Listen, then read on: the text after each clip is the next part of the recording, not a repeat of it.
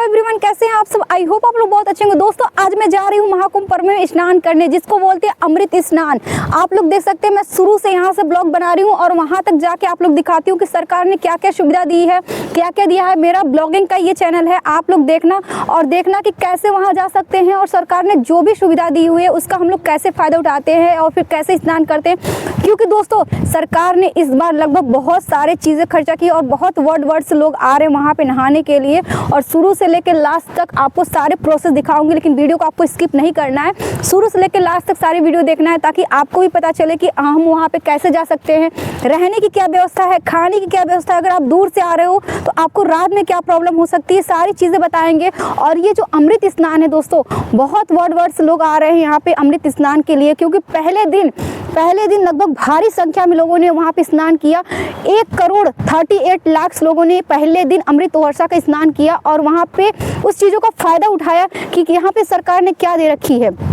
और दोस्तों यहाँ से रही बात जाने की, तो आप लोग जाना वहाँ पे, फिर पता चलेगा आपको लोग कि क्या प्रॉब्लम आपको फेस करना पड़ेगा क्या नहीं, सब कुछ आपको पता चलेगा दोस्तों। क्योंकि दोस्तों जो यहाँ से वहाँ तक की दूरी है, हम लोग प्रयागराज के बगल में ही वो डिस्ट्रिक्ट जो होता है वाराणसी, वहाँ से रहने वाले हैं और यहाँ से हम लोग अपनी जर्नी स्टार्ट कर रहे हैं। यहाँ से हम लोग ट्रेन स्टेशन पे आए हैं और मिडिल स्टेशन पड़ता है, वहाँ से हम अपनी ट्रेन को पकड़ेंगे और वहाँ पे जाएंगे, फिर आपको दिखाएंगे कि कैसे वहाँ पे सारी व्यवस्था सरकार ने दे रखी है। आई होप दोस्तों आप लोग इस वीडियो को पूरा देखना। वीडियो थोड़ा सा लॉन्ग होगा लेकिन दोस्तों मजेदार होने वाला है, तो रेडी रहना आप लोग वीडियो देखने के लिए और वहाँ चल के मैं बताऊंगी क्या क्या चीज़ें होती है। चलिए दोस्तों तो फाइनली हम लोग ट्रेन पहुंच चुके हैं, ट्रेन बैठ चुके हैं। देख सकते हैं आप लोग ट्रेन कितनी ज़्यादा खाली है। सब लोग बोल रहे हैं कुंभ जाने के लिए ट्रेन मिल नहीं रहा है, ट्रेन नहीं जा रहा है। यहाँ देखिए पूरी ट्रेन खाली है।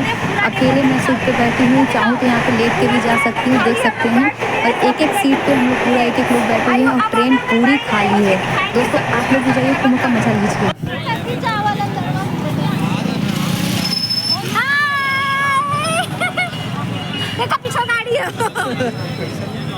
कुछ भी नहीं रहे, अपना एक लिस्ट भेज, उसमें से प्रोजेक्ट सेलेक्ट कर लो। मिस्टर ब्लॉग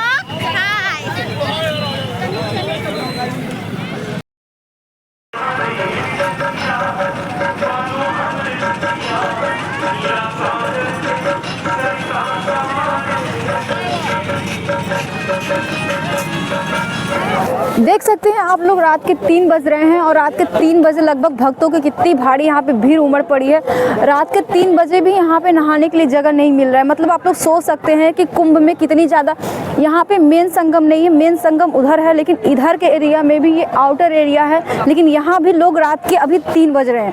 आप लोग को घड़ी में टाइम दिखा दे तो रात को 3 बज रहे हैं। रात को 3 बजे इतनी ज़्यादा रात में भी लोग स्नान कर रहे हैं। सोचिए आप लोग दिन में जगह कितना मिलता होगा, रात में इतना टाइम नहीं मिल रहा है तो दिन में कितना ज़्यादा टाइम मिलता होगा। तो आप लोग समझ सकते हैं कि मतलब रात में भी यहाँ पे ये रहा उतना ठंडी लगा था ना। नहीं बेटा नहीं। तो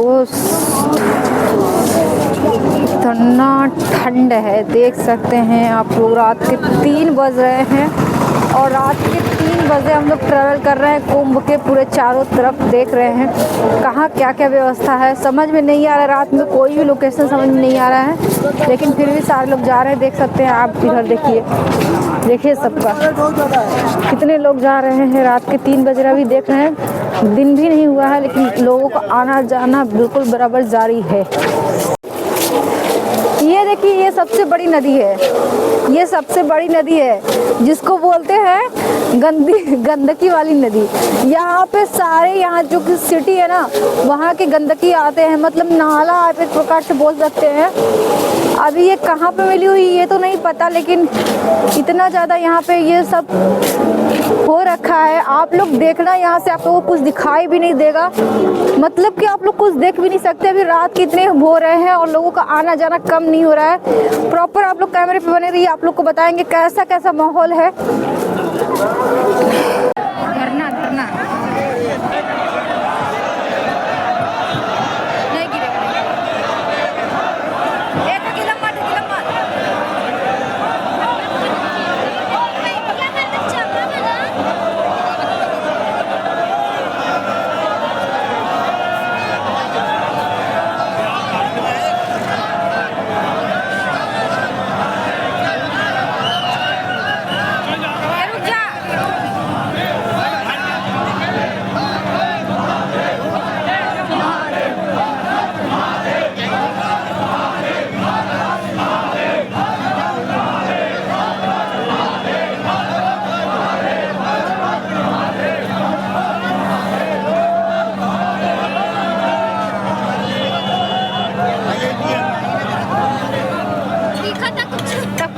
किधर थे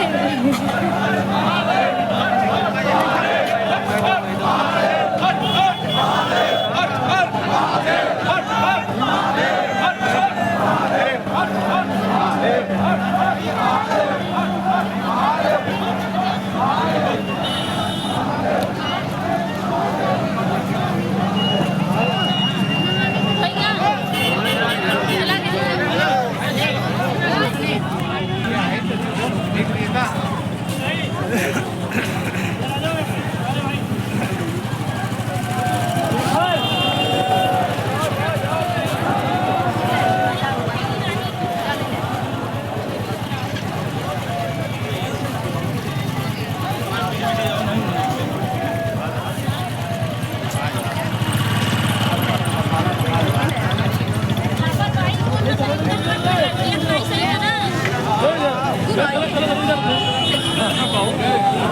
चलो